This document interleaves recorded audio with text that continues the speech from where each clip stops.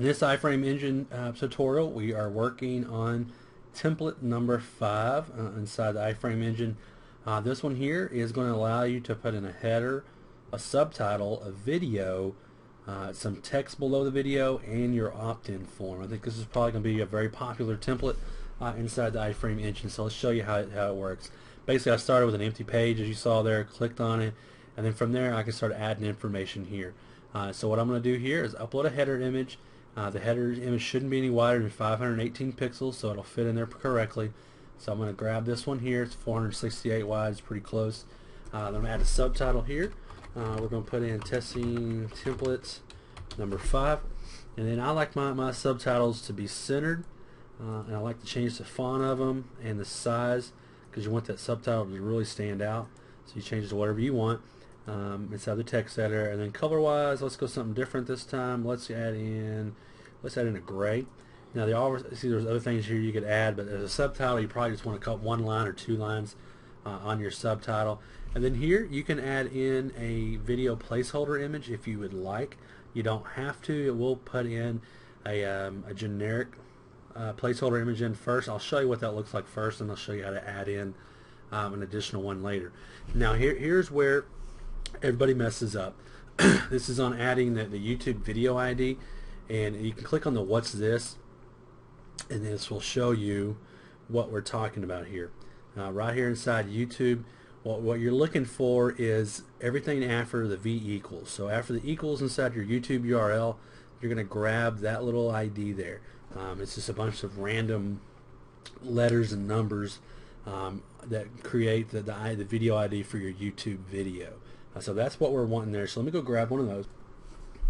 Alright, so I've grabbed the video ID from YouTube, and I'm just going to paste it straight into there. Now remember, what you're not wanting to do is you do not want to put in, and I'll show you what it looks like here. If you put in the entire URL to that video, it's going to show nothing on your page. So all you're wanting is everything after that equal sign, and that's the video ID. Again, you can grab that from the URL box. You can add it when you're on YouTube. You click share this video, it'll be inside there. There's a couple different ways to get it, but basically everything after that equal sign. Then we add some page content here, and I've just grabbed some stock text just to add some text into here.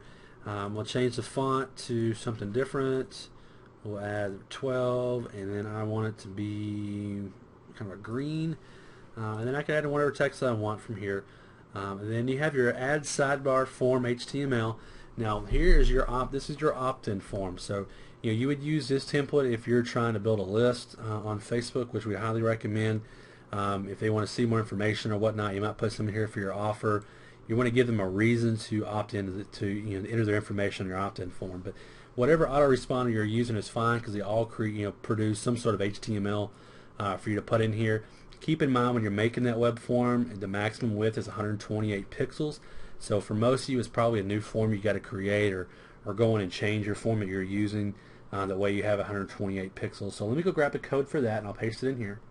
Alright, so I'm using Aweber for this instances, and so I'm going to grab that code, and I'm going to paste it straight into here. Now here where it says top spacing and bottom spacing, this is not for the code. This is for the entire template, because the template in a sense is a modular inside iframe engine. So if you add in some different, if I add in 100 pixels here, it's going to push it all the way to the bottom. So I'm going to leave it at 0 for now. You can change it however you want. If you like, for some reason you like it'll be a little bit lower than normal, you can change that if you like, or if you have other things you've added in there, you can do that as well. So I click save, and once I click save, it's going to show me exactly what the page is going to look like live. Now what you need to keep in mind here is, if you haven't published this this page yet to Facebook, you're going to see an orange publish page button here. I've already published this, so now it just says view page, so just keep that in mind. So I'm going to go over to the page I already have pulled up. Click refresh to show the new template, and it's going to show it to you live right here on Facebook. The video is live. I click play on the video. It's going to start playing immediately, and it's right there live inside the page. So is the form. You can see here, if I went any wider than 128 pixels, what would happen is it would cut it off. So make sure you format that accurately, and you see the nice tight little form in there. Now what you want to do, like I showed you here earlier, I didn't change in the video placeholder. If you don't change the placeholder, it does put in basically the thumbnail that it grabs from YouTube. So it depends on what you set it at YouTube to what it shows here. This is the nice thing about iframes is with FBML you had to have some image for people to click on, but because this is using the code from YouTube instead of an FBML redirect, basically that this is already live. It's even live right here inside the iframe engine. And so the image is already there, and it's pulling that image based on what you have as a thumbnail on YouTube. But if you want to change that, maybe you want to give people a little more call to action, maybe your thumbnail wasn't that great, so you want to make it look different, you would go here where it says upload video placeholder image and add in a placeholder. And let's just put in this one here. And so there we have that one there. So I go down and click save. What will happen now is now it'll have that placeholder in there telling you to play the video, and I'll show it to you live on Facebook here. And so instead of it pulling the thumbnail from YouTube, it's now going to show that placeholder, which maybe depending on what your situation and what this video is, you maybe got some information here, press play to see what your free gift is or something like that. But so if I click on that image, it immediately pulls up the YouTube video and starts playing it automatically. You don't have to push it twice, but it's automatically there. So that's how you may or may not want to add in a placeholder image. Completely optional. If you don't add it, just keep in mind it's going to add whatever YouTube thumbnail you have. Now, also inside the template, you could use a Vimeo video if you chose to. And the same thing on this, you want to use the ID from Vimeo, and you can see here you've got the Vimeo. If you have a Vimeo video, you'll see the code right after the code after the slash is really the video code, a little shorter URL than YouTube. So what you do is you would grab that and put in there. So let me show you what that would look like.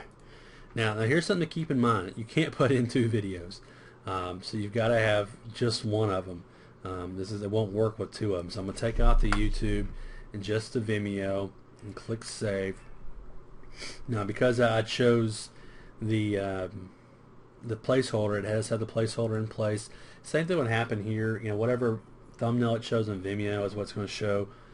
So if you don't have an image, that's still fine. If I click on the button, it should play the video automatically here.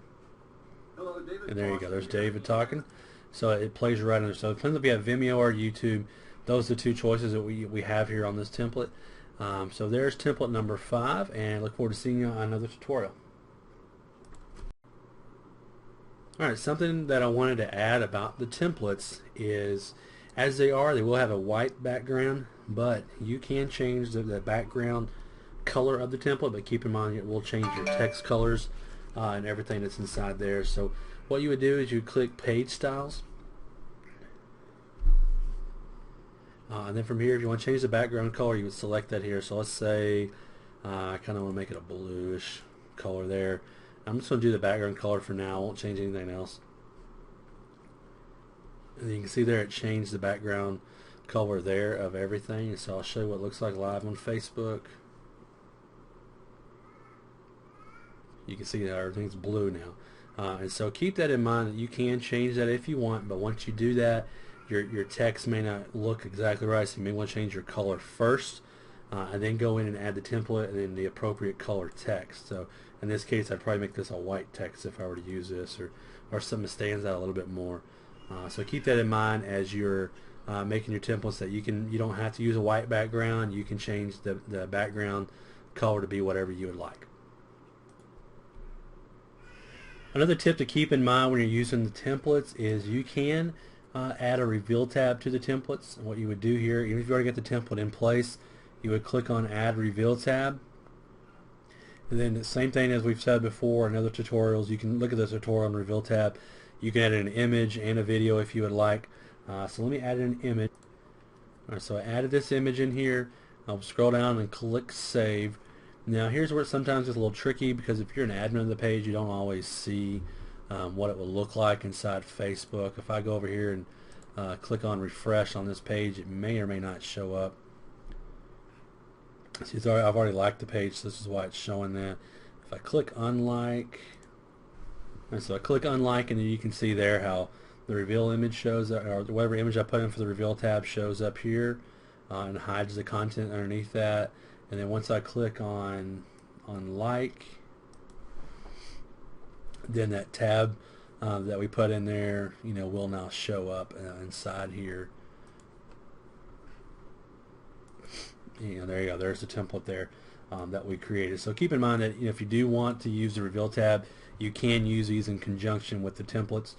You'll just need to add in whatever image or video you want, just like you would with any other module.